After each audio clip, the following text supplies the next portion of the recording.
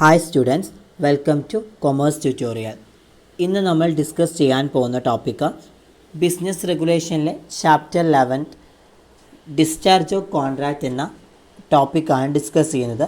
Discharge of കോൺട്രാക്റ്റിന് നമ്മൾ termination of contract അഥവാ ക്യാൻസലേഷൻ ഓഫ് കോൺട്രാക്റ്റ് എന്ന് നമ്മൾ പറയും. എന്താണ് ഡിസ്ചാർജ് ഓഫ് കോൺട്രാക്റ്റ് എന്ന് വെച്ച് കഴിഞ്ഞാൽ നമ്മൾ ഈ ഒരു ചാപ്റ്ററിൽ ഡിസ്കസ് ചെയ്യാൻ പോകുന്നത് ഒരു കോൺട്രാക്റ്റ് ഏതൊക്കെ രീതിയിൽ നമുക്ക് ഡിസ്ചാർജ് ചെയ്യപ്പെടാം എന്നുള്ളതാണ് ഈ ഒരു ചാപ്റ്ററിൽ നമ്മൾ ഡിസ്കസ് ചെയ്യുന്നത്. First of all, what you mean by discharge of contract? The contract is had to be discharged when the rights and obligations of the contracting parties come to an end.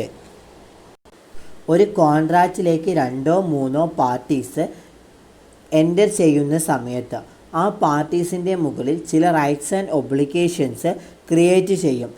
ഈ create ചെയ്യപ്പെട്ട rights and obligations എപ്പോഴാണ് ആ parties fulfil ചെയ്യുന്നത് അപ്പോഴാണ് ആ contract discharge ചെയ്യപ്പെടുന്നത് എന്നാണ് പറയുന്നത്, അല്ലെങ്കിൽ ടെർമിനേറ്റ് ചെയ്യപ്പെടുന്നത്.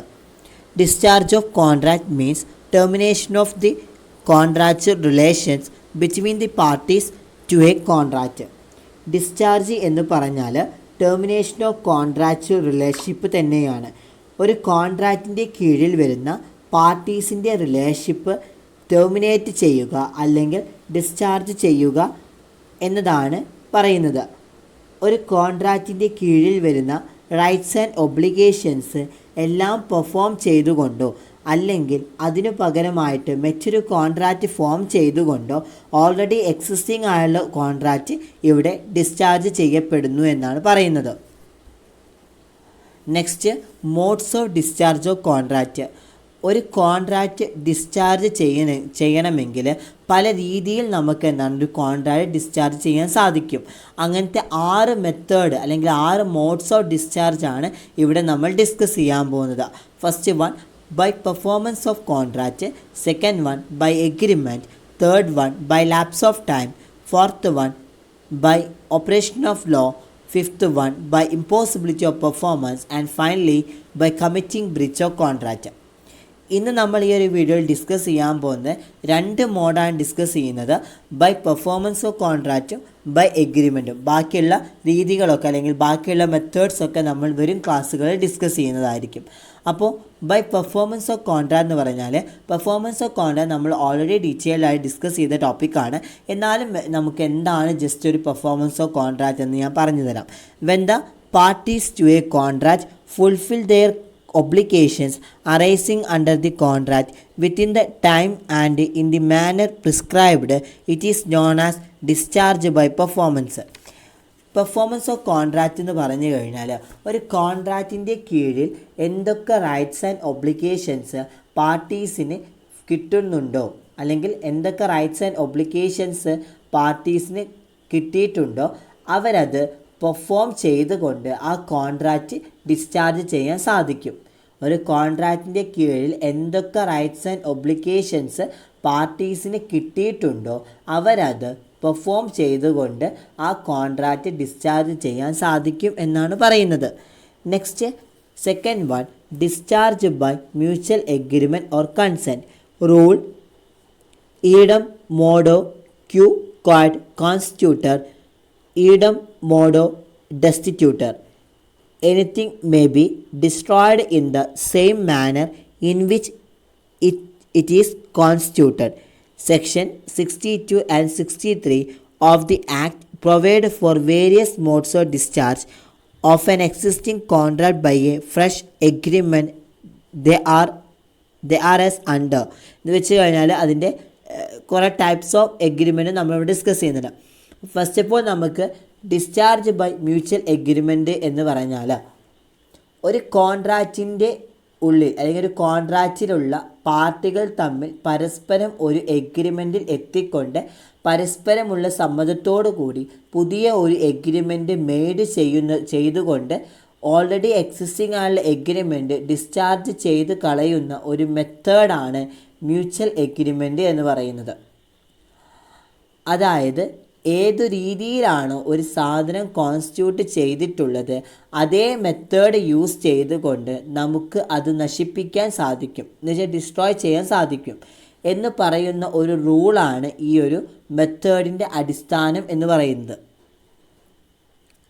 Next, types of agreement. Types of discharge by the mutual agreement.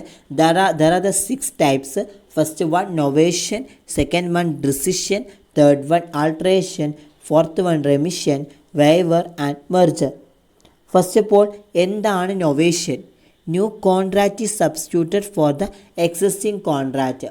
അതായത് ഇപ്പോൾ നിലനിൽക്കുന്ന ഒരു കോൺട്രാക്റ്റിന് പകരമായിട്ട് നമ്മൾ പുതിയ ഒരു കോൺട്രാക്റ്റ് ഫോം ചെയ്യുകയാണ്, അല്ലെങ്കിൽ മെയ്ഡ് ചെയ്യുന്നതിനെയാണ് നൊവേഷൻ എന്ന് പറയുന്നത്.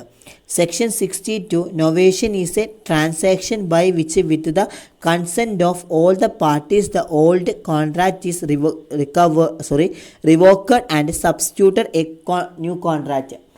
നൊവേഷൻ പ്രകാരം ക്രിയേറ്റ് ചെയ്യുന്ന പുതിയ കോൺട്രാക്റ്റ് എന്ന് പറയുന്നത് ഒന്നില്ലെങ്കിൽ അവിടെ നിലനിൽക്കുന്ന എക്സിസ്റ്റിംഗ് പാർട്ടീസിൻ്റെ ഇടയിലായിരിക്കും, അല്ലെങ്കിൽ ഡിഫറെൻറ്റ് പാർട്ടീസിൻ്റെ ഇടയിലായിരിക്കും എന്നാണ് പറയുന്നത്. എന്ന് വെച്ചാൽ പുതിയ ഒരു പാർട്ടീസിനെ കൂടി ഈ ഒരു പാർട്ട്ണർഷിപ്പിലേക്ക് ആഡ് ചെയ്യുന്ന മെത്തേഡിലായിരിക്കും അവിടെ പുതുതായിട്ട് ഒരു കോൺട്രാക്റ്റ് മെയ്ഡ് ചെയ്യുന്നത് എന്നാണ് പറയുന്നത്. ഇവിടെ സെക്ഷൻ 62 പ്രകാരം ഇന്ത്യൻ കോൺട്രാക്റ്റ് ആക്റ്റിൽ പറയുന്നത് എക്സിസ്റ്റിംഗ് കോൺട്രാക്റ്റ് പുതിയ ഒരു കോൺട്രാക്റ്റ് യൂസ് ചെയ്തതുകൊണ്ട് സബ്സ്റ്റിറ്റ്യൂട്ട് ആവുന്നു എന്നാണ് പറയുന്നത്. എക്സിസ്റ്റിംഗ് കോൺട്രാക്റ്റിനെ പുതിയൊരു കോൺട്രാക്റ്റ് യൂസ് ചെയ്തതുകൊണ്ട് അതിൻ്റെ പകരമായിട്ട് സബ്സ്റ്റിറ്റ്യൂട്ട് ചെയ്യുന്നു എന്നാണ് പറയുന്നത്. Next, essential of novation. Essential of novation എന്ന് പറഞ്ഞാൽ first point, mutual consent of all the parties എന്ന് വെച്ചാൽ, അതായത് ഒരു കോൺട്രാക്റ്റിൽ ഏർപ്പെട്ടിട്ടുള്ള എല്ലാ പാർട്ടീസിൻ്റെയും പരസ്പരം സമ്മതം ഇതിനാവശ്യമുണ്ട്. എല്ലാ പാർട്ടീസിൻ്റെയും പരസ്പരമുള്ള കൺസെൻറ്റ് ഇതിനാവശ്യമുണ്ട് എന്നാണ് പറയുന്നത്. Next, new contract should be capable of enforcement by law എന്ന് വെച്ചാൽ, അതായത് നമ്മൾ സബ്സ്റ്റിറ്റ്യൂട്ട് ചെയ്യുന്ന പുതിയ കോൺട്രാക്റ്റ് നിയമപ്രകാരം എൻഫോഴ്സ് ചെയ്യാൻ പറ്റുന്നതായിരിക്കണം എന്നാണ് പറയുന്നത്. നമ്മൾ പുതുതായിട്ട് സബ്സ്റ്റിറ്റ്യൂട്ട് ചെയ്യുന്ന കോൺട്രാക്റ്റ് നിയമപ്രകാരം എൻഫോഴ്സ് ചെയ്യാൻ സാധിക്കണം. Next, made before the expiry of the original contract. അതായത് നമ്മൾ ഏത് കോൺട്രാക്റ്റ് ആണോ സബ്സ്റ്റിറ്റ്യൂട്ട് ചെയ്യുന്നത് ആ പഴയ കോൺട്രാക്റ്റ് അല്ലെങ്കിൽ ഒറിജിനൽ കോൺട്രാക്റ്റിൻ്റെ ടൈം നമ്മൾ നോക്കേണ്ടതുണ്ട്. അതിൻ്റെ എക്സ്പയറി ആവുന്നതിൻ്റെ മുമ്പെയാണ് നമ്മൾ ഈ ന്യൂ കോൺട്രാക്റ്റ് സബ്സ്റ്റിറ്റ്യൂട്ട് ചെയ്യേണ്ടത് എന്നാണ് പറയുന്നത്. Next, recession. റിസിഷൻ എന്ന് പറഞ്ഞാൽ, rescission means cancellation of a contract. It's result the dissolution of contract. Novation result the dissolution and replacement of the contract. Rescission എന്ന് പറഞ്ഞാൽ ഓൾറെഡി നിലനിൽക്കുന്ന കോൺട്രാക്റ്റ് ക്യാൻസൽ ചെയ്ത് ഒഴിവാക്കുന്നതിനെയാണ് recession എന്ന് പറയുന്നത്. ഓൾറെഡി നിലനിൽക്കുന്ന ഒരു കോൺട്രാക്റ്റ് ക്യാൻസൽ ചെയ്ത് ഒഴിവാക്കുന്നതിനെയാണ് നമ്മൾ റിസിഷൻ എന്ന് പറയുന്നത്. Recession means dissolution of the contract. അതാണ് ഒരു കോൺട്രാക്റ്റിൻ്റെ കീഴിൽ ആ കോൺട്രാക്റ്റ് പെർഫോം ചെയ്യാനുള്ള ഒരു കൃത്യമായ ഡേറ്റ് പറഞ്ഞിട്ടുണ്ടാവും. ആ ഡേറ്റ് ആവുന്നതിൻ്റെ കുറച്ച് ഡേയ്സ് മുമ്പ് കോൺട്രാക്റ്റിൽ ഏർപ്പെട്ടിട്ടുള്ള പാർട്ടികൾ എല്ലാവരും ഒരുമിച്ച് കൂടി അവരുടെ പരസ്പരം സമ്മതത്തോടു കൂടി അവർ ആ കോൺട്രാക്റ്റ് ഇനി പെർഫോം ചെയ്യുന്നില്ല എന്ന് തീരുമാനിക്കുമ്പോഴാണ് അവിടെ റിസിഷൻ സംഭവിക്കുന്നത് എന്നാണ് പറയുന്നത്. The contract can be resigned in any of the following ways. First one, by mutual consent of the party. രണ്ട് പാർട്ടീസ് ഒരുമിച്ച് വന്നുകൊണ്ട് അവരുടെ പരസ്പരം സമ്മതത്തോടു കൂടി ആ കോൺട്രാക്റ്റ് ക്യാൻസൽ ചെയ്യുക അല്ലെങ്കിൽ ഡിസ്ചാർജ് ചെയ്യുക എന്നാണ് പറയുന്നത്. Next one, by agreed party. By agreed party എന്ന് പറഞ്ഞാൽ ഒരു കോൺട്രാക്റ്റിൻ്റെ കീഴിൽ നഷ്ടം സംഭവിച്ച പാർട്ടീസിനും ഈ കോൺട്രാക്റ്റ് റിസൈൻ ചെയ്യാനുള്ള റൈറ്റ് ഉണ്ട്. ബട്ട് ഈ എഗ്രീഡ് പാർട്ടിക്ക് റിസൈൻ ചെയ്യുമ്പോൾ ശ്രദ്ധിക്കേണ്ട കാര്യം എന്ന് വെച്ചാൽ എഗ്രീഡ് പാർട്ടിക്ക് ഈ കോൺട്രാക്റ്റിൽ നിന്നും കോമ്പൻസേഷൻ കിട്ടാനുള്ള റൈറ്റ് ഉണ്ട്. അപ്പോൾ അതിന് എഫക്റ്റ് ചെയ്യാത്ത രീതിയിലാവണം കോൺട്രാക്റ്റ് റിസൈൻ ചെയ്യേണ്ടത് എന്നാണ് പറയുന്നത്. Next, by failure to perform obligation. ഒരു കോൺട്രാക്റ്റിൻ്റെ കീഴിൽ 2 പാർട്ടികൾ ഉണ്ട് എന്നുണ്ടെങ്കിൽ അവർക്ക് ഒബ്ലിഗേഷൻസ് ഉണ്ടാവും. ആ കോൺട്രാക്റ്റിൻ്റെ കീഴിൽ ആ ഒബ്ലിഗേഷൻസ് കൃത്യമായിട്ട് ഏതെങ്കിലും ഒരു പാർട്ടി പെർഫോം ചെയ്യേണ്ടതുണ്ട്. അല്ലെങ്കിൽ ഏതെങ്കിലും ഒരു പാർട്ടി പെർഫോം ചെയ്യാതെ വരികയാണ് എന്നുണ്ടെങ്കിൽ അദ്ദേഹം ആ ഒബ്ലിഗേഷനിൽ പെർഫോം ചെയ്യുന്ന രീതിയിൽ ഫെയിലാവുന്ന സാഹചര്യത്തിൽ എഗ്രീഡ് പാർട്ടിക്ക് ആ കോൺട്രാക്റ്റ് റിസൈൻ ചെയ്യാനുള്ള റൈറ്റ് ഉണ്ട് എന്നാണ് പറയുന്നത്. ഒന്നുകൂടി പറയാം, ഒരു കോൺട്രാക്റ്റിൻ്റെ കീഴിൽ 2 പാർട്ടികൾ ഉണ്ട് എന്നുണ്ടെങ്കിൽ അവർക്ക് ഒബ്ലിഗേഷൻസ് ഉണ്ടാവും. ആ കോൺട്രാക്റ്റിൻ്റെ കീഴിൽ ചില ഒബ്ലിഗേഷൻസ് കൃത്യമായിട്ട് ഏതെങ്കിലും ഒരു പാർട്ടി പെർഫോം ചെയ്യാതെ വരികയാണ് എന്നുണ്ടെങ്കിൽ അദ്ദേഹം ആ ഒബ്ലിഗേഷനിൽ പെർഫോം ചെയ്യുന്ന മെത്തേഡ് ഫെയിലാവുന്ന സാഹചര്യത്തിൽ എഗ്രീഡ് പാർട്ടിക്ക് ആ കോൺട്രാക്റ്റ് റിസൈൻ ചെയ്യാനുള്ള റൈറ്റ് ഉണ്ട് എന്നാണ് പറയുന്നത്. Next, alteration. When one or more of the term of the contract altered by the mutual consent of the parties to the contract. In novation, there is changes in parties, but here only terms are altered. ഒരു കോൺട്രാക്റ്റിൽ alteration സംഭവിക്കുന്നത് എങ്ങനെയെന്ന് നോക്കാം. Alteration സംഭവിക്കുന്നത് ഒരു കോൺട്രാക്റ്റിലുള്ള 1-2 terms and കണ്ടീഷൻസിൽ ആ കോൺട്രാക്റ്റിലുള്ള പാർട്ടികളുടെ പരസ്പരം സമ്മതത്തോടു കൂടി നമ്മൾ ചേഞ്ച് വരുത്തുമ്പോഴാണ് ആ കോൺട്രാക്റ്റിൽ ആൾട്രേഷൻ സംഭവിക്കുന്നത്. അതുപോലെ ഒരു വാലിഡ് ആൾട്രേഷൻ ആവണമെങ്കിൽ ആ കോൺട്രാക്റ്റിൽ ഏർപ്പെട്ട എല്ലാ പാർട്ടീസിൻ്റെയും സമ്മതം ആവശ്യമുണ്ട്, അല്ലെങ്കിൽ കൺസെൻറ്റ് ആവശ്യമുണ്ട് എന്നാണ് പറയുന്നത്. ഈ എല്ലാ പാർട്ടീസും സമ്മതിച്ചാൽ മാത്രമേ നമുക്ക് കോൺട്രാക്റ്റ് ആൾട്രേഷൻ നടത്താൻ പറ്റുകയുള്ളൂ. ഈ ആൾട്രേഷനും നൊവേഷനും തമ്മിൽ ഉള്ളൊരു പ്രധാനപ്പെട്ട ഡിഫറൻസ് ഉണ്ട്. നൊവേഷനെ സംബന്ധിച്ചിടത്തോളം കോൺട്രാക്റ്റിൽ ഏർപ്പെട്ട പാർട്ടികളിൽ ചേഞ്ചസ് വരുത്താൻ സാധിക്കും. ബട്ട് ആൾട്രേഷനെ സംബന്ധിച്ചിടത്തോളം കോൺട്രാക്റ്റിൽ ഏർപ്പെട്ട പാർട്ടീസ് ചേഞ്ചസ് വരുത്താൻ സാധിക്കില്ല. അവിടെ ടേംസ് ആൻഡ് കണ്ടീഷൻസിലാണ് ചേഞ്ചസ് വരുത്താൻ സാധിക്കുക. Next, remission. Acceptance by the promisee of a lesser fulfillment of the promise made. Section 63. The promisee accepts lesser sum than what is due under the contract is known as accord, and actual payment is the satisfaction. This is valid, but both the act cannot be separated. Remission എന്ന് പറഞ്ഞാൽ ഒരു കോൺട്രാക്റ്റിൻ്റെ കീഴിൽ പ്രോമിസിക്ക് കിട്ടാനുള്ള ഒരു എമൗണ്ടിന് ആയിരിക്കും, അല്ലെങ്കിൽ അവൻ ആഗ്രഹിക്കുന്ന ഒരു ഒബ്ലിഗേഷൻ ഉണ്ടായിരിക്കും പ്രോമിസറിൻ്റെ ഭാഗത്തു നിന്ന്. അതിൻ്റെ കുറവായിട്ട് ഉള്ള ആക്സെപ്റ്റൻസ് വയ്ക്കുന്ന രീതിയെയാണ് നമ്മൾ റെമിഷൻ എന്ന് പറയുന്നത്. റിമിഷൻ എന്ന് പറഞ്ഞാൽ ഒരു കോൺട്രാക്റ്റിൻ്റെ കീഴിൽ പ്രോമിസിക്ക് കിട്ടാനുള്ള ഒരു എമൗണ്ടിന് ആയിരിക്കും, അല്ലെങ്കിൽ അവൻ ആഗ്രഹിക്കുന്ന ഒരു ഒബ്ലിഗേഷൻസ് ഉണ്ടായിരിക്കും പ്രോമിസറിൻ്റെ ഭാഗത്തു നിന്ന്. അതിന് കുറവായിട്ട് ആക്സെപ്റ്റൻസ് വയ്ക്കുന്ന രീതിയെ പറയുന്ന പേരാണ് റിമിഷൻ എന്ന് പറയുന്നത്. The promisor accept lesser sum than what is due under the contract is known as അക്വാർഡ്.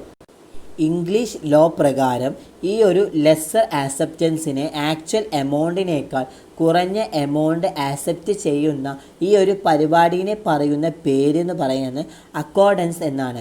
Accordance അഥവാ സാറ്റിസ്ഫാക്ഷൻ എന്നാണ് പറയുന്നത്.